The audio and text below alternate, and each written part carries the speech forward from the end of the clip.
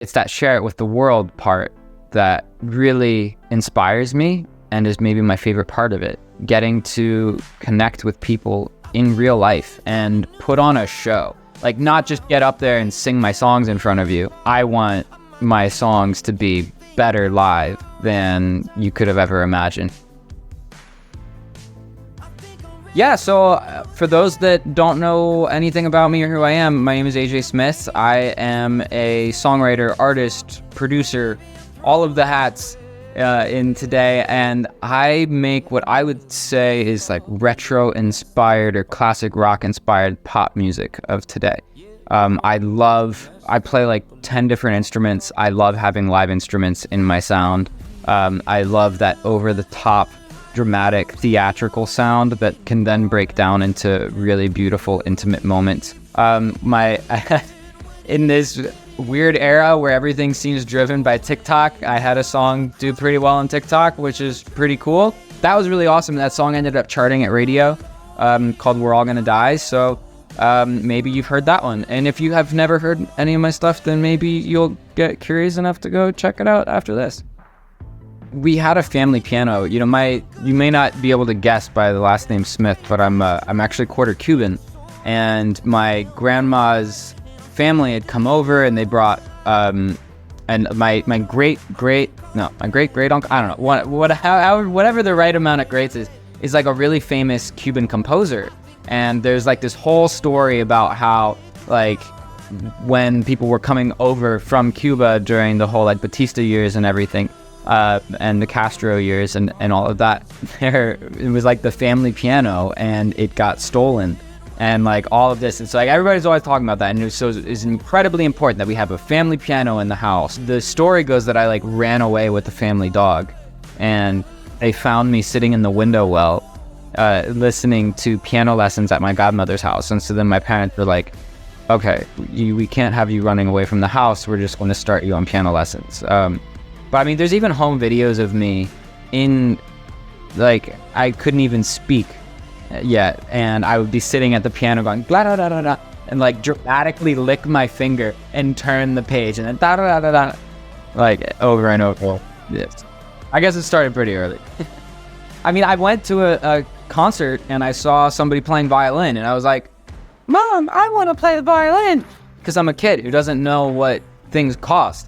And Mom's like, okay, we can stop the piano lessons because, kid, stuff costs money. And I'm like, no, I'm going to play both of them. And, I credit to my parents, they figured it out, and they were able to, I think we like rented violins for a little bit. And then finally, before we were able to get me my own first like real violins and everything, and went there, and then I ended up fiddling in a bluegrass band in church and like all of that, which then that combined, and I was like 8 years old or something like that when that started, or 10 years old when that started. And that combined with seeing just other bands and stuff, I was like, I kind of want to play guitar. I like this. But and so I started picking up guitar, but I always stood next to the banjo player in the bluegrass band, so I like learned how to finger pick based off of banjo patterns, like super weird and interesting. And it just kind of, once you learn like one stringed instrument, it's honestly like cheating. You can, a mandolin is the same tuning as a violin, but it has frets, and you kind of play it, a little differently. Like, but it's another stringed instrument. Ukulele, different tuning, but it's another stringed instrument. For me, it's like adding like having piano be my first probably made it super easy to like learn a bunch of others. Delusions of grandeur, maybe? No, realistically, I didn't even think that it was an option for me. I grew up in the Northern Virginia side of the Potomac. I felt like the exports there, with the exception of like Dave Grohl, the exports of the DC area to me were tech, gov, like not musical, creative people. It didn't feel like the most creative, musical, artistic city to grow up in. But I just always loved making music, and I would get in trouble quite often, because I was fortunate enough, I got to be like a young associate on the violin to the National Symphony, and I'd be there, and I'd be supposed to be back home like practicing my music, and I'd just be like, oh, this is so boring. I don't want to play stuff that other people have written. I want to write my own stuff. And so I would be like improvising violin stuff rather than actually practice the thing or improvising piano stuff rather than actually I think I started writing songs when I was like 10 years old. Drew my first album cover at 12, but these were like hidden away little secrets. Not, Mom, Dad, I want to be, I don't know who was popular at the time, like John Mayer or something, you know?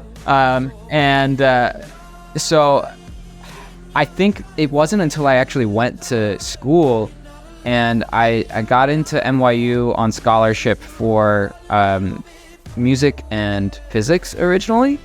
And I was then going to do it, and I switched that to a dual degree in computer science. The music degree was actually in like composition with film scoring, because I was like, well, I can't ever be a rock star because that's not an option. I just didn't even think that being an artist was an option. I'll keep writing my songs, but I'll score film, TV. And then I had a professor give us a songwriting assignment, and I did the assignment. I brought it in, and he like asked me to stay after class, and I was like, what did I do? Like, my go-to in life is always, what did I do wrong? There's probably something my therapist has to talk to, but and he was like, yo, you need to, he didn't say yo, he was like, AJ, you need to maybe look into the songwriting program. It's just launching here, and there's this other class, and I think you should be taking that because I really loved your song.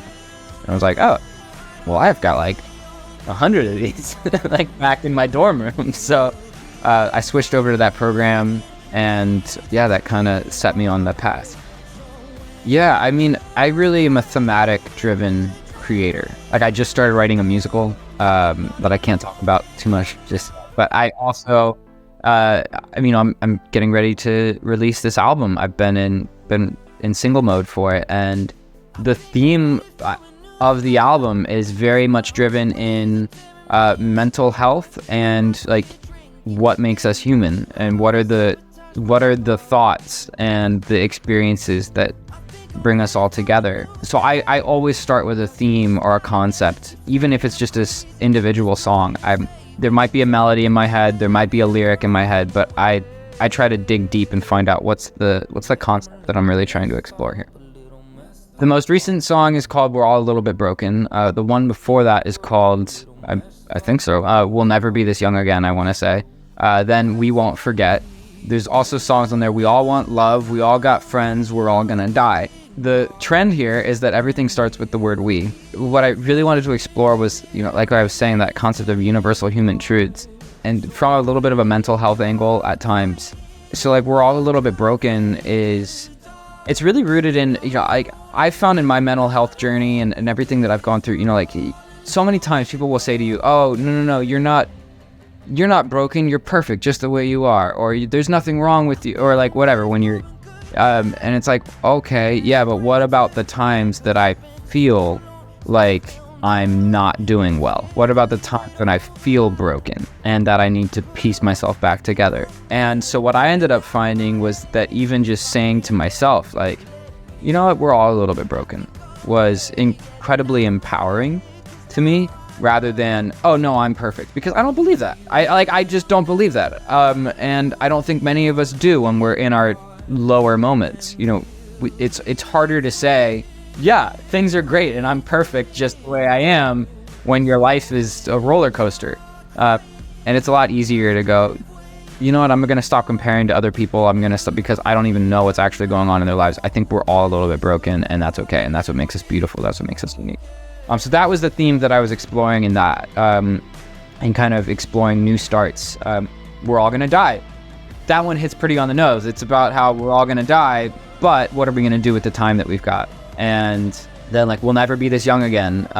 That's a love song, but it's rooted in sort of my own existential thoughts of like, hey, I wish sometimes that I could like stop time in this moment with my partner, to like really just extend it, because I know I'm gonna blink and it's gonna be gone.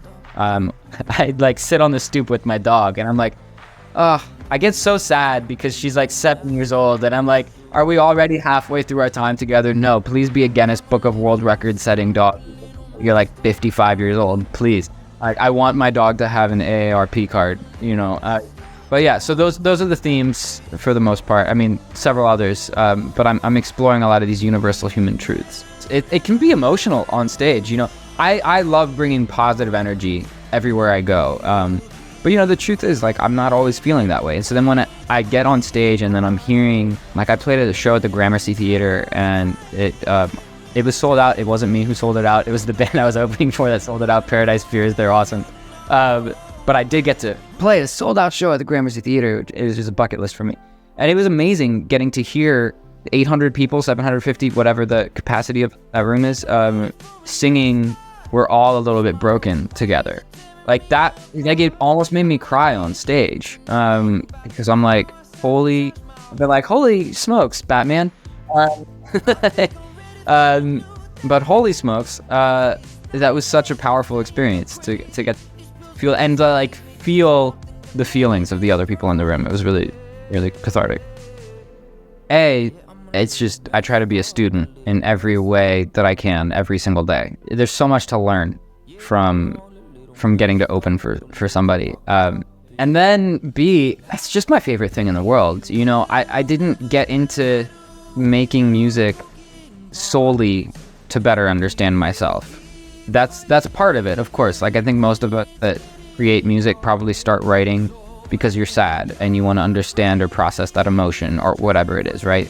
Or because you're happy and you just want to share it with the world. But it's that share it with the world part that really inspires me, and is maybe my favorite part of it, is getting to connect with people in real life and put on a show. Like, not just get up there and sing my songs in front of you, no different or worse than they are on the record. Like, I want my songs to be better live than you could have ever imagined after listening to music. On one hand, I think I, along with many creators who maybe are introverted in nature when it comes to, hey, I just want to go and create songs in my room, and then I'll get extroverted when I go on stage, right? That the idea of social media is actually like really appalling. Like, I now have to let you into more aspects of my life, or like be creating content not for my like the art, but for promoting it and marketing it, and you have to put on that marketing hat. I try to healthily consider it as just a deeper opportunity to connect with fans, as if it's like a street corner and I'm going and I'm busking, and that TikTok and Reels or whatever or YouTube Shorts are just like the busiest street corner right now. And so I like, that's the intention that I try to set. It comes in waves of, I guess, motivation in terms of like how much time and energy do I want to put towards it. Mostly because I think that my music is best discovered live, to be honest with you. Like, I spent my time learning how to play all of these instruments so that I could play them, not, you know, just go and sing into a hairbrush on TikTok every day. So, you know, I'm honestly, even if people listen to this and they're like, hey, I didn't know, I've followed you on social media, but I didn't know that you did this, like, make more content like this, because that would be really cool. Message me, please. I would love to hear it, because I'm constantly trying to think about, like, how can I connect more deeply with you when I'm not on stage. I've been asked this question before, and my answer changes almost every time, because I've just been in it a little bit longer. So I think now my answer is just go after it, and don't be afraid of rejection. Like, don't make things to be liked or with your perception of what you think A&Rs or fans or whomever would like. Don't be doing it from that perspective. Instead, make music that's authentic, and it's okay if it's not perfect, because it's part of your journey. It's more important to be consistent and creating and growing.